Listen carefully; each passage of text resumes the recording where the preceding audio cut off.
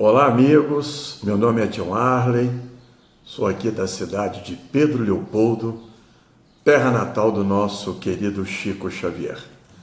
Fui convidado pelo Núcleo Espírita Fraternidade e Amor da cidade de Itajubá para participar dessa prosa com Chico Xavier. Narrar algumas histórias tristes, histórias alegres, histórias curiosas, histórias inusitadas. E nesses 21 anos de convivência, onde eu tive essa oportunidade de conviver com ele, algumas ficaram marcadas. Uma delas aconteceu na cidade de Uberaba. Eu sempre morei em Pedro Leopoldo e quando eu conheci o Chico, ele já morava na cidade de Uberaba.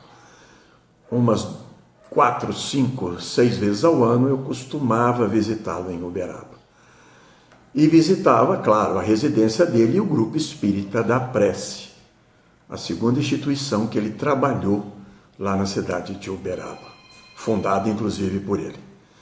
E chegamos lá numa sexta-feira, eu sou do tempo ainda que o Chico ainda psicografava o receituário mediúnico, 300, 400 mensagens aproximadamente, e logo depois as mensagens consoladoras. Para as mensagens consoladoras, fazia-se uma fila, umas 70, 80 pessoas aproximadamente, para solicitar essas mensagens e dando algumas informações muito básicas. Nós estávamos próximos ao Chico e aquela fila numerosa, de repente, uma mulher surtou no meio do salão, de tanto sofrimento. Ela havia perdido o marido, a mãe e os filhos em um único acidente automobilístico.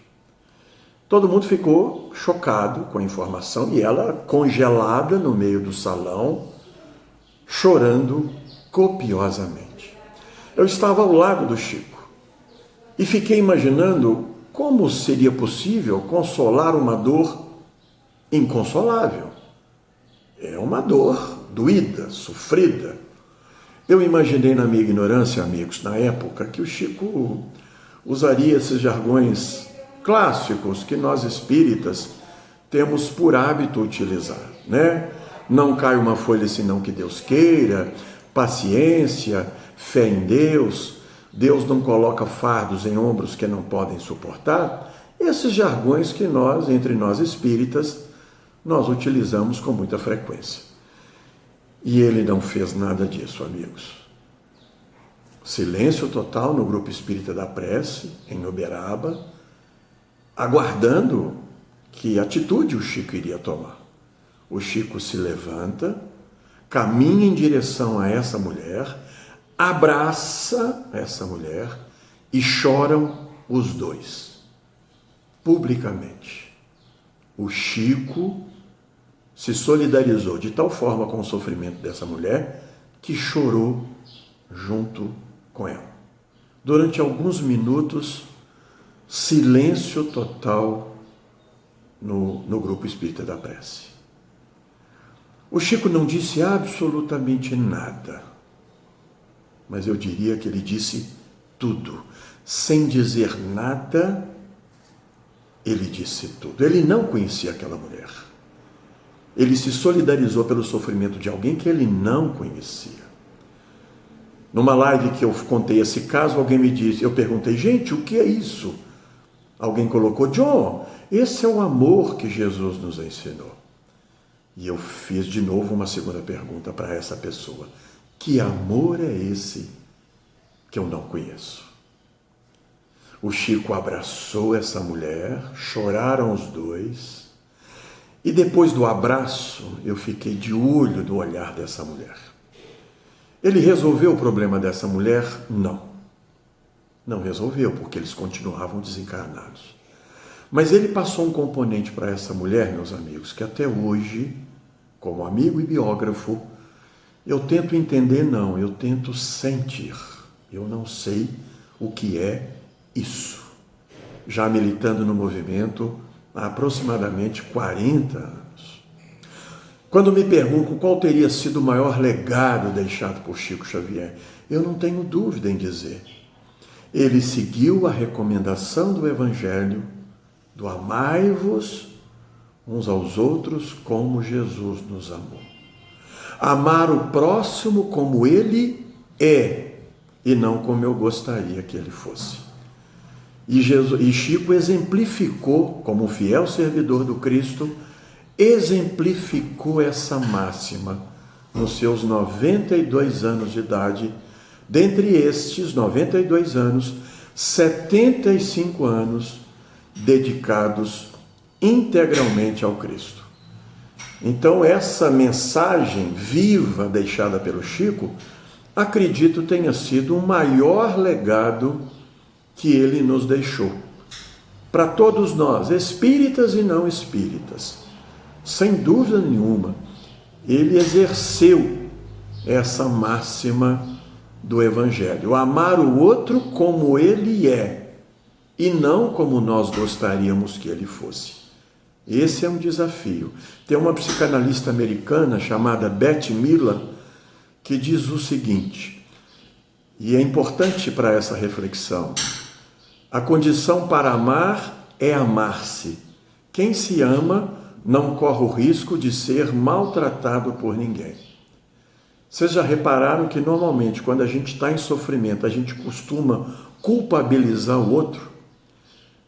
Porque segundo o velho e bom Freud, nós vivemos em função da expectativa que o outro tem sobre nós. E os outros, da expectativa que nós temos sobre eles. Amar o outro como ele é. Amar a Deus acima de todas as coisas, amar o próximo como a si mesmo. Significa dizer que para amar a Deus é preciso amar o outro. Para amar o outro é preciso nos amarmos. A frase que o Chico mais gostava, e ele repetia com muita frequência: fora da caridade não há salvação.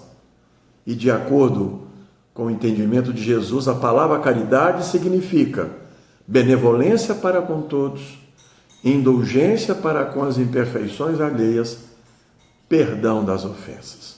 O Chico, sem dúvida nenhuma, ele exerceu essa máxima e, para mim, retratou, não somente neste caso que eu estou aqui descrevendo para vocês, mas em diferentes momentos, respeitando sempre o tempo de cada um. Eu costumo dizer que uma das maiores qualidades de Chico Xavier, e pouco falada entre os seus amigos e biógrafos, respeito pelas diferenças. Respeito pelas diferenças. Falar em Chico Xavier é falar em respeito pelas diferenças, é falar em tolerância, é falar em diversidade e inclusão, é falar em gentileza.